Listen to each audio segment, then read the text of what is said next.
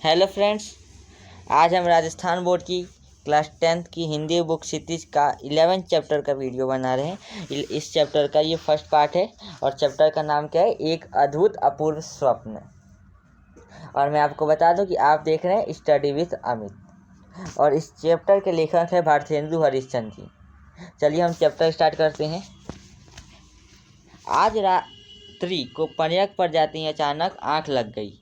पर्यक मतलब पलंग और आंख लग गई एक मुहावरे है जिसका मतलब है नींद आ जाना। यहाँ लेखक कहते हैं कि आज रात को जैसे ही मैं पलंग पर गया मेरी आंख लग गई यानी नींद आ गई। सोते मैं सोचता हूँ कि इस चलायमान शरीर का कुछ ठिकाना तो है नहीं। और लेखक सोते हुए सोचते हैं कि इस नासावान संसार में इस अपने शरीर का कोई ठिकाना तो है नहीं, कोई अस्थायी जीवन तो है नहीं हमारी कि ज़िंदगी भर हमें यहीं रहना है। इस संसार में नाम स्थिर रखने की कोई युक्ति निकल आवे तो अच्छा है। और लेखक सोचते हैं कि इस संसार में अपने नाम को एक अस्थायी नाम देने का एक उपाय निकल आए तो अच्छा है, क्योंकि यहाँ की रीति देख मुझे पूरा विश्वास होता है कि चप्पल जीवन का क्षण भर का भरोसा नहीं है। कि उन्हें यहाँ की रीति रिवाज इस संसार की देख के पूरा विश्वास था, भरोसा था कि इस चंचल जीवन का क्षण भर भी भरोसा नहीं है कि कब आदमी मर जाएगा या कब सांस उसकी रुक सकती है। और ऐसा कहा भी है, श्वास श्वास पर हरि वृजो वृथ्या श्वास मत खोए, न जाने या श्वास को आवन होए ना होए।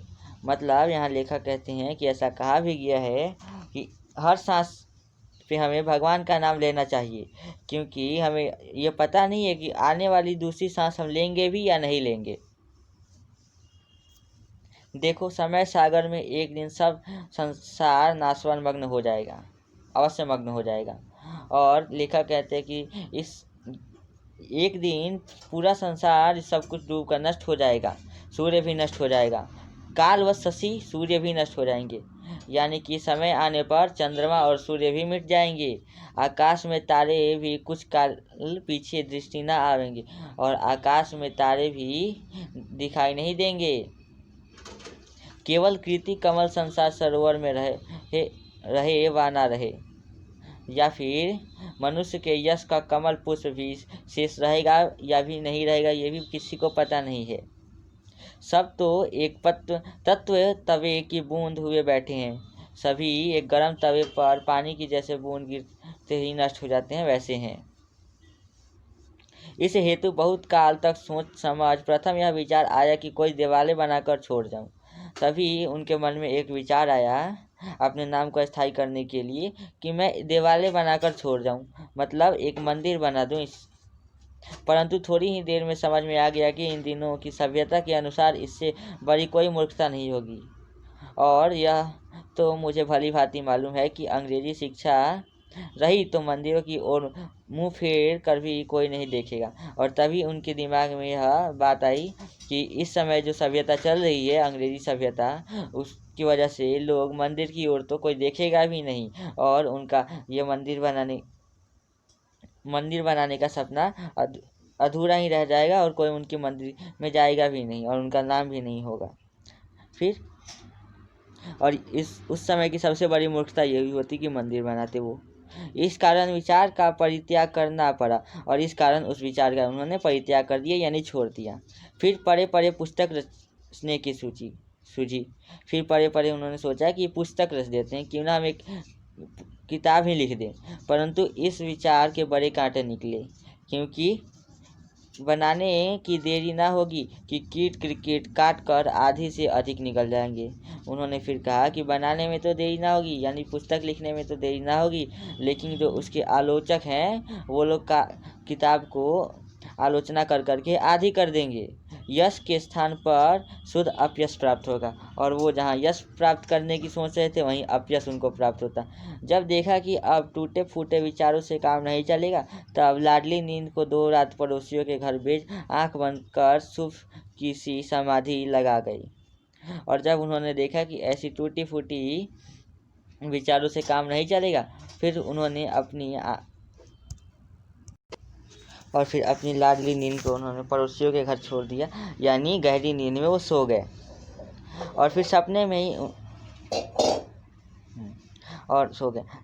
यहाँ तक कि 61 व 51 वर्ष उसी ध्यान में बिता गए और सपने में वो देख रहे हैं कि उनके जीवन के 61 या 51 वर्ष वो बीत चुके हैं उनके। अंत में एक मित्र के बल से अति उत्तम बाल की पूंछ हाथ में पड़ गई। अंत में उनके एक मित्र द्वारा छोटी सी बात से उन्हें बहुत अच्छा एक सुझाव मिल गया। स्वप्न ही में प्रभात होते ही पाठशाला बनाने का विचार किया और सपने में ही उन्हें पाठशाला बनाने का ध्यान आया। परंतु जब थैली में हाथ डालकर देखा तो 11 गाड़ी ही मुहरें निकली और जब उन्होंने अपनी थैली में हाथ डाला तो उसमें 11 सिक्के ही थी। आप जानते हैं इतने में मेरी अपूर्व पाठशाला का एक कोना भी नहीं बन सकता था और सब लोग जानते हैं कि इतने बड़े पाठशाला बनाने के लिए इसके लिए तो उस स्कूल का एक कोना भी नहीं बन पाता 11 मोहरे में। तो निदान अपने इष्ट मित्रों के भी सहायता लेनी पड़ी और फिर उन्होंने अपने इष्ट मित्रों से अपने दोस्तों से सहायता ली। ईश्वर को कोटि धन्यवाद देता हूँ जिसने हमारी ऐसी सुनी वह ईश्वर को धन्यवाद देते हैं कि उन्होंने उनकी सुनी और उनकी मदद की।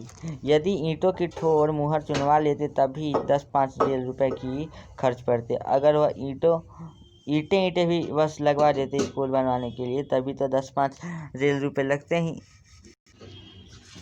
होते होते सब हरी कृपा से बनकर ठीक हुआ और पाठशाला का काम होते होते पूरा पाठशाला बनकर तैयार हुआ। इसमें व्यय हुआ वह तो मुझे स्मरण नहीं है, परंतु इतना अपनी मुंशी से मैंने सुना था कि 1 का अंक और 387 शून्य अकेले पानी में खड़े थे। उन्हें इतना तो पता नहीं था कि इसमें व्यय कितना खर्चा हुआ, लेकिन उन्होंने अपने मुंशी से पूछा था कि सुना था उनसे कि 1 था और बाकी 300 शून्य थे। बनने को तो एक क्षण में सब बन गया था, परंतु उसको जोड़ने में पूरे 25 वर्ष लगे। बनने के लिए तो एक क्षण में बन गया, लेकिन उस विद्यालय को खड़ा करने में पूरे 25 वर्ष लगे थे। जब हमारी अपूर्व पाठशाला बनकर ठीक हुई उसी दिन हमने हिमालय के कंदराओं में से खोज कर उनके अनेक उद्दंड पंडित बुलवाए और जैसे ही उनकी ये पाठशाला तैयार हो गई, स्कूल बनकर तैयार हो गई, तो उन्होंने हिमालय की कंदराओं यानी हिमालय के निचले हिस्सों से पंडितों को बुलवाया जिनकी संख्या 0.5 से अधिक नहीं थी। इस पाठशाला में अनगिनत अध्यापक नियुक्त किए गए और इस पाठशाला में बहुत सारे जिनकी गिनती ना हो सके उतने अध्यापक नियुक्त किए गए, परंतु मुख्य केवल ये थे। लेकिन उन सब में से मुख्य ये पंडित थे। पंडित मधुमनी शास्त्री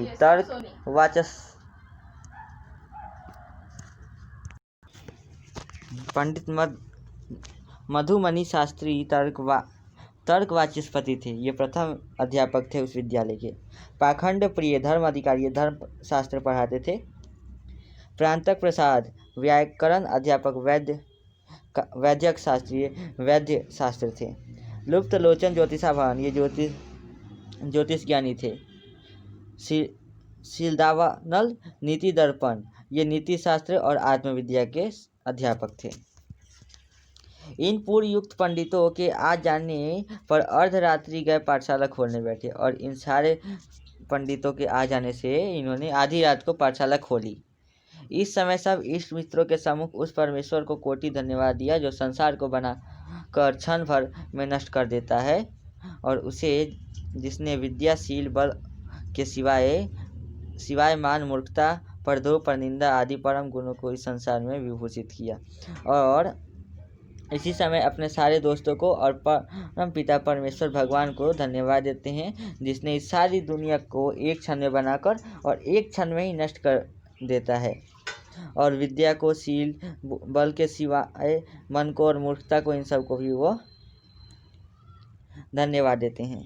इस कोटि धन्यवाद पूर्वक आज इस सभा के सम्मुख अपने स्वार्थक चित्र की प्रशंसा करते हैं और इन सभी को धन्यवाद देने के पश्चात उसके बाद ये अपने स्वार्थरत चित्र को प्रशंसा करते हैं और जिसमें कहते हैं जिसके प्रभाव से ऐसे उत्तम विद्यालय की नींव गली और जिसी के प्रभाव से इतनी अच्छी विद्यालय का नींव पड़ी और स्कूल बनना तैयार हुआ, उस ईश्वर को ही अंगीकार था कि हमारा इस पृथ्वी में कुछ नाम रहे, और उस ईश्वर का ही यह मानना था कि इनका भी कुछ नाम रहे इस पृथ्वी पे, जो लोग याद रखें कि हमारा इस पृथ्वी पर कुछ ना। नहीं तो जब द्रव्य की खोज में डूबते डूबते बचे थे, तब कौन जानता था कि हमारी कपोल कल्पना सत्य हो जाएगी। लेकिन जब इनके पास पैसे की कमी थी और ये डूब कर्जे में रहे, तब कौन जानता था कि इनकी इतनी बड़ी विद्यालय खुल जाएगी, इनकी कल्पना पूरी हो जाएगी। परंतु ईश्वर के अनुग्रह से हमारे सब संकट दूर हो गए और अंत समय हमारी अभिलाषा पूर्ण हो गई। लेकिन ईश्वर की ही कृपा थी कि जिसकी वजह से इनके सारे सपने पूरे हो गए। और हम अपने इष्ट मित्रों की सहायता को भी ना भूलेंगे कि जिनकी कृपा से इतना द्रव्य हाथ आया कि पाठशाला का सब खर्च चला गया और 10-5 पीढ़ी तक हमारी संतान के लिए बचा रहा। और वह अपने इष्ट मित्रों की सहायता भी कभी नहीं भूलेंगे, जिनकी वजह से ये पाठशाला बनकर तैयार हुआ और 5 पीढ़ियों तक इनकी 10-5 पीढ़ियों तक इनकी संतान भी उस पैसों से खा सकती थी, इतना पैसा बच गया था। हमारे पुत्र परिवार के लोग चैन से हाथ पर हाथ धरे बैठे रहे। इनके पुत्र और परिवार के लोग तो बस हाथ पे हाथ धरे बैठे रहे। हे सज्जनों, यह तुम्हारी कृपा का विस्तार है कि तन मन से आप इस धर्म कार्य में प्रवृत्त हुए। और वह उनको कहते हैं कि हे सज्जन लोगों, और वह उन लोगों को कहते हैं कि आप ही लोगों की एक कृपा है कि जिससे ये पूरा कार्य हुआ। नहीं मैं 2 हाथ और पैर वाला बेचारा मनुष्य आपके आगे कौन कीड़ा था जो ऐसे दुष्कार कर्म कर लेता। नहीं तो मेरे 2 हाथ पैर वाला कीड़ा मैं कौन था जो इतना बड़ा कार्य अकेले कर सकता था। यहाँ तो घर की केवल मूछें ही मूछें थी। यहाँ तो घर की बस केवल बातें ही बातें थी कि हाँ ये होगा, ऐसे होगा। कुछ में कुछ गंगा जल, कुछ में कुछ गंगा जल, ऐसे थोड़े थोड़े गंगा जल, बड़े पानी में थोड़ा थोड़ा गंगा जल मिला देने के समान थी। काम आपकी कृपा से भली भांति हो गया। आप लोगों की कृपा से तो पूरा काम हो गया। मैं आज के दिन को नियतता का प्रथम दिन मानता हूँ, और मैं आज से ही अपने जीवन का यह प्रथम दिन मान के चलता हूँ। जो औरों को अनेक साधन से भी मिलना दुर्लभ है, और जो औरों के पास बहुत सारे साधन होते हैं उससे भी नहीं मिल सकता जो मुझे मिला है। धन्य है उस परमात्मा को जिसने हमारे यश के डहले अंकुर फिर हरे किए, जिसने हमारी यश धन दिए और हमारे अंकुर को वापस से, जैसे बीज को वापस से बड़ा कर दिए जिसमें पैसे डालिए।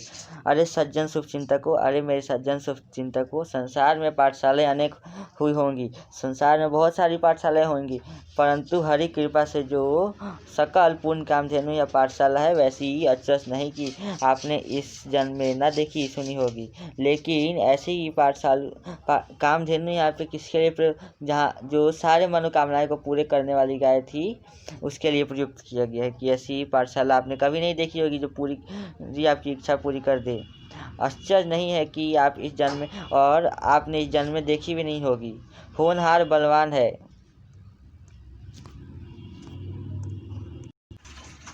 और कवि लेखक कहते हैं कि मेरा भविष्य बलवान था कि जो इस कलयुग में ऐसा पाठशाला बन गया जो कि बिल्कुल कठिन था, जो बनने लायक था ही नहीं। ऐसे देखिए, यह हम लोगों के भाग्य का उदय है कि यहाँ महामुनि मग्धमणि शास्त्र बिना प्रयास हाथ लग गए। और लेखक कहते हैं कि देखिए हमारा भाग्य ही था कि महामुनि मुग्धमणि शास्त्र बिना किसी ज़्यादा प्रयास किए ही हमारे साथ लग गए, जिनको सतयुग के आदि में इंद्र अपनी पाठशाला में निर्मित समुद्र और वह जंगल खोजता फिरा। और कहते हैं कि जिनको सतयुग काल में इंद्र अपनी पाठशाला में नियुक्त करने के लिए जगह जगह ढूंढते फिरे, फिर भी नहीं मिले। अंत में हार मानकर उन्होंने बृहस्पति को रखना पड़ा, और अंत में वो हार मानकर और पंडित राज, और फिर यह कहते हैं कि हमारे भाग्यवती की जो मिल गए। और मृग्याशील स्वर्ण के मुख में शशि को धोखा बद्रिकाश्रम की एक कंदरा में पड़े थे। और कहते हैं लेखक कि यह शिकारी के कुत्ते के समान थी, जो कि उन्हें नहीं, शशि चंद्रमा को नहीं मिल सका, और जो हमें ये कंदरिकाओं में पड़े मिल गए, पहाड़ की कोनों में पड़े मिल गए।